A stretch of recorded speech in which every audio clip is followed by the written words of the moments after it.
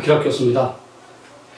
2019년 11월 15일 오늘 저녁에 서울에서 종료된 한미 양국 국방장관 간의 한미 연례안보협의회, 영어로는 SCM이라고 합니다. Security Consultative Meeting이라고 하는 건데요. 그 내용에 대해서 설명을 해드리고자 합니다.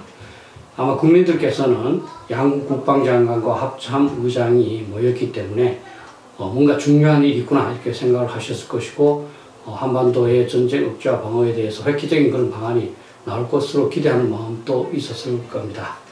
그러나 이번에 개최된 것은 특별한 회의는 아니고 연례적으로 개최되는 한미 양국 국방장관 간 또는 한미 양국 합참의장 간의 회의입니다. 그리고 그 회의 내용을 통해서도 특별히 획기적인 조치는 나오지 않았던 것 같습니다. 제가 공동성명을 보면서 몇 가지 국민들 여러분들께서 아실 필요가 있다는 사항을 한번 말씀드려 보겠습니다. 먼저 유엔군 사령부의 위상에 대해서 한미 양국이 조금 논란이 있었습니다. 그것을 봉합하기 위한 내용인 것 같습니다. 그래서 공동성명에 보시면 우리 정경두 장관은 대한민국이 정전협정과 유엔사의 권한과 책임을 전적으로 지지하고 존중한다는 점을 확인하였다 라는 내용을 추가하고 있습니다. 이것은 아마 미국의 입장을 존중하는 그런 내용으로 보입니다. 그리고 가장 중요하다고 저는 생각하는데요. 2017년까지는 공동성명의 핵우산, 즉 Nuclear Umbrella라는 단어가 분명히 포함되어 있었습니다. 그런데 2018년부터는 이것이 핵능력, Nuclear Capability로 대체되었습니다. 내용상으로는 큰 차이가 없다고 보지만 핵우산이라는 용어 자체를 쓰지 않는 것이 미국의 안보 공약 준수 의지에 상당한 영향이 있다고 저는 봅니다. 그 내용은 이번에도 그대로 반복돼서 핵우산은 사용되지 않았습니다. 그 내용을 읽어보면 에스퍼 장관은 핵, 재래식 및 미사일 방어 능력을 포함한 모든 범죄 군사 능력을 운용하여 대한민국의 확장 억제를 제공할 것이라는 미 합중국의 지속적인 공약을 재확인하였다라고 되어 있습니다. 그리고 사실은 현재 한국이 직면하고 있는 가장 중요한 위협은 북한의 핵 위협인데요. 여기에 대해서 세부적인 방책이 양국 장관이나 합참의장 간에 논의되었다는 사항은 없습니다. 양측은 한미동맹의 억제 태세를 제고하고 맞춤형 억제 전략을 이행하기 위한 방안들을 공동으로 모색해 나가기로 하였다 정도로 추상적으로 기술되고 있습니다. 지금쯤이면 이 맞춤형 억제 전략의 세부적인 사항을 사령부를 어떻게 조정하고 한미 양국군이 어떻게 협력할 것인가 이런 것들이 포함되어야 된다고 저는 생각합니다. 그리고 연합사의 평택 이전을 기정사실화한 것 같습니다. 여기에 대해서는 일부 예비역 장군들 중심으로 한미연합사가 서울에 있는 것이 서울에 대한 북한의 공격을 차단하는 데 유용하다 이렇게 한 적이 있었습니다. 그래서 양 장관은 금년 6월 3일 국방장관 회담 시 승인한 한미연합사령부 본부의 험프리스 기지 내 이전 추진 상황을 점검하였다라고 되어 있습니다. 이것도 미국 입장을 반영한 것 같습니다. 그 다음부터는 주로 한국군의 입장을 반영한 것 같습니다. 우선 한국군 한미연합사령관 임명은 예정대로 추진하는 것으로 명시되어 있습니다. 이에 대해서는 다수의 안보 전문가들이 북핵 위협이 해결될 때까지 좀 연기할 필요가 있다는 이런 주장을 한 적이 있습니다. 그러나 공동성명에서 양 장관은 2020년에 미래연합사에 대한 완전 운용 능력 평가 추진하기로 결정하였으며 전략문서 발전 등 검증 평가에 필요한 조치를 이행해 나가기로 하였다 이렇게 되어 있습니다.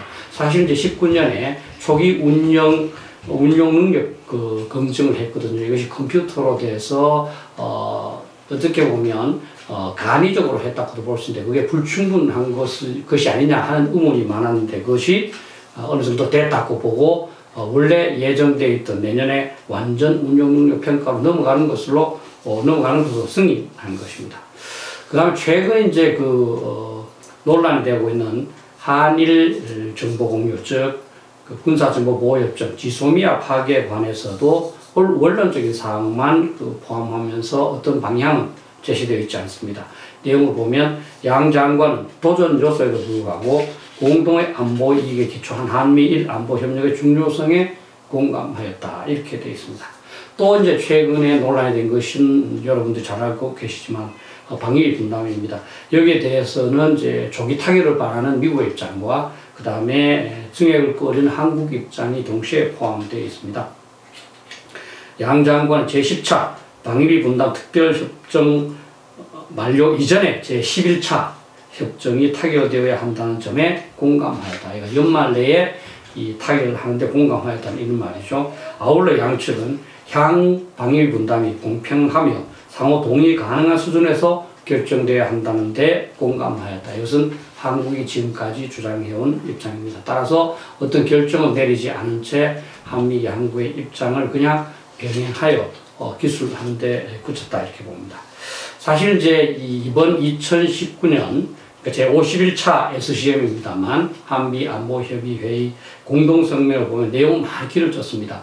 2017년에는 18개 항목이었는데 지난해는 19개 항목으로 증대되다가 이번에는 23개 항목으로 증대되었습니다. 그런데 사실 제가 봤을 때는 대부분 그 미사일에 불과하고 한미 양국이 진짜로 타격해야 할 방위 분담 문제나 북핵 문제에 대해서는 명확한 방향을 제시하지 못하고 있습니다. 특히 북한이 요구하고 있는 한미연합훈련 축소에 관해서도 축소한다 또는 강화한다는 의견이 없이 그냥 넘어갔습니다. 전통적으로 이 SCM 한미안보협의회는 굉장히 중요했습니다. 왜냐하면 한미 양국의 국방장관 또는 합참의장이 연례적으로 만나서 관련 사항을 협의했거든요.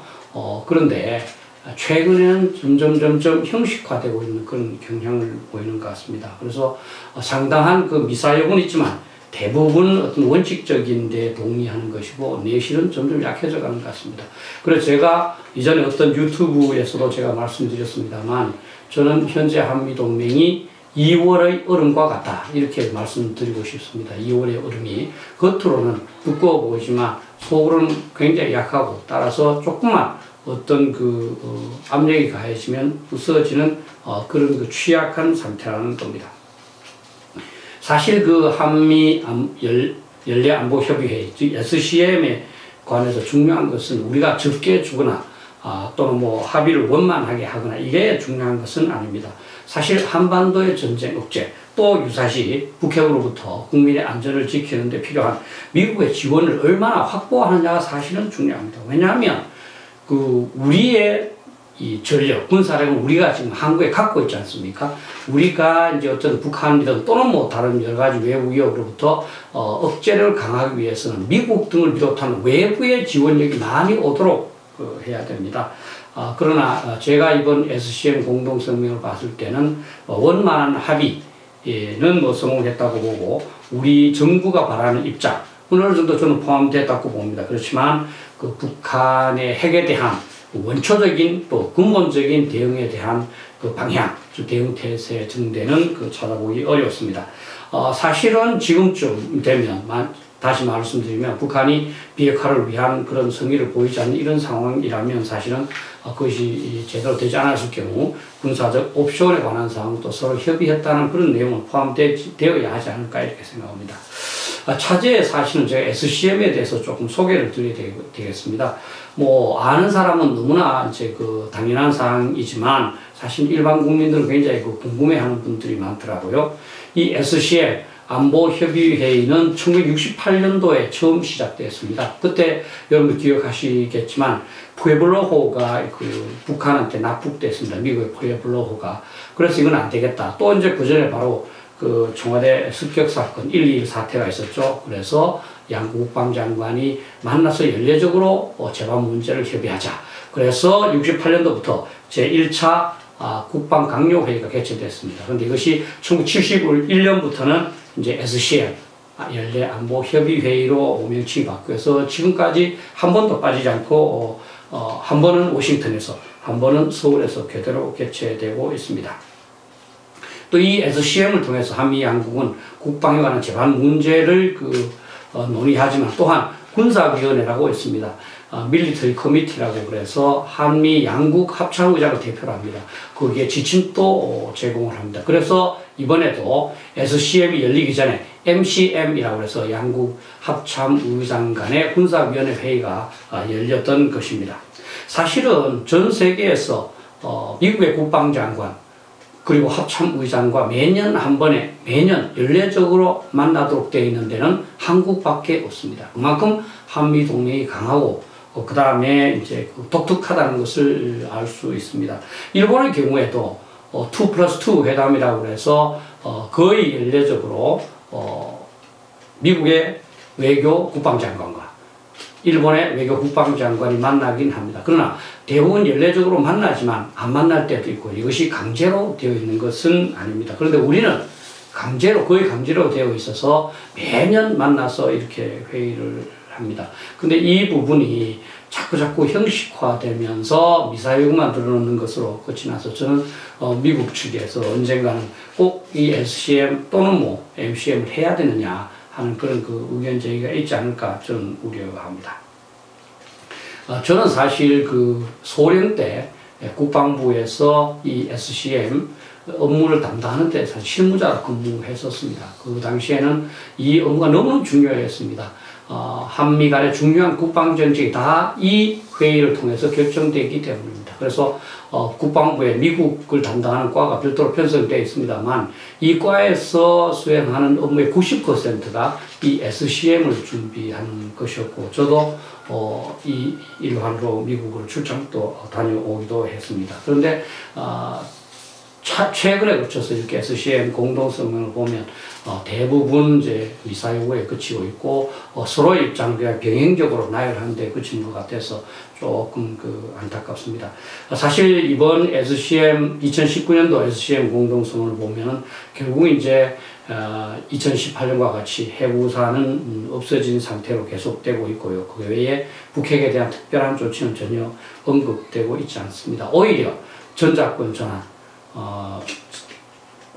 세부적으로 말씀드리면 한국군 대장을 한미연합사령관으로 임명하는 그런 상황인데 거기에 대해서는 계속 기계적으로 승인하도록 되어 있습니다. 그걸 보면 오히려 SCM을 하지 않으면 좀 더 한미 양국이 시간을 갖고 어떤 한국군을 한미연합사령관을 임명하는 문제에 대해서 어떤 그 위험이 있는지를 잘 살펴볼 텐데 매년 실시하면서 기계적으로 승인함으로써 오히려 그런 것들이 충분한 검토 없이 추진되는 그런 경향도 나눈다고 봅니다.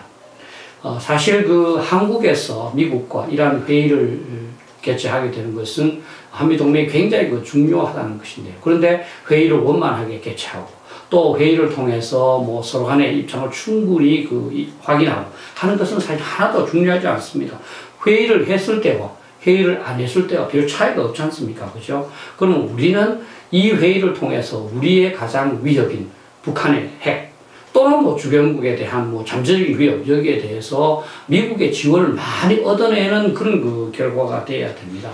그런데 최근에 계속 원만한 회의의 진행과 그 다음에 합의에만 골몰한 것 같습니다.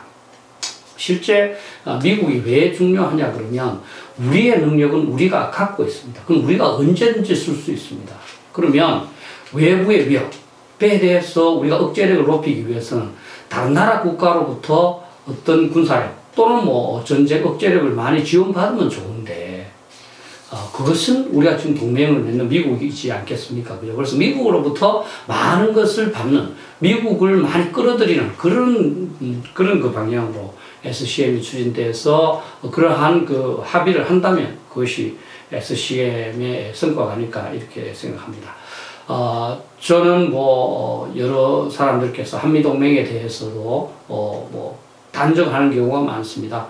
이 주한미군은 미국이 필요해서 보유하고 있는 거기 때문에 절대 출소하지 않는다. 그리고 한미동맹도 미국에게 이익이기 때문에 미국이 이것을 붕괴시키지 않을 것이다. 이렇게 얘기를 합니다. 미국도 당연히 주한미군 주둔과 또 한미동맹을 통해서 이익을 많이 봅니다. 당연히 상호 이익을 보는 것은 국제 간의 모든 일이 다 그렇습니다. 우리 어떤 누구도 한국만 이익 본다고 말하지 않았습니다. 근데 문제는 뭐냐면 이 손해, 이 동맹을 없앴을 때의 그 손해의 심각성이 문제입니다. 우리 한국은 한미 동맹이 없으면 심각한 문제가 생깁니다. 특히 주한미군이 없으면 북한이 언제 쳐들어올지 모릅니다. 그리고 아마 제 생각에는 외국인 투자가 썰물처럼 빠져나갈 겁니다. 그런데 미국의 입장에서 한미동맹이 있거나 또는 주한미군을 여기에 놓는 것이 좋은 건 분명합니다. 그러나 미국이 도저히 안 되겠다 해서 어떤 상황으로 철수시켰다고 해서 그것이 미국의 결정적인 손해로 되지 않는다는 겁니다. 미국은 워낙 큰 나라이기 때문에 그렇습니다. 따라서 우리는 국가 안보라 하는 것은 도박할 수 없기 때문에 우리는 어떻게 하면 미국이 갑자기 철수하거나 한미동맹을 약화시키는 그런 사태가 오지 않도록 만전지계 차원에서 접근을 해야지 미국과 배짱 싸움을 하는 그것을 잘한다고 칭찬하는 그런 시간 좀 곤란하다 이렇게 생각합니다. 참고가 되었으면 좋겠습니다.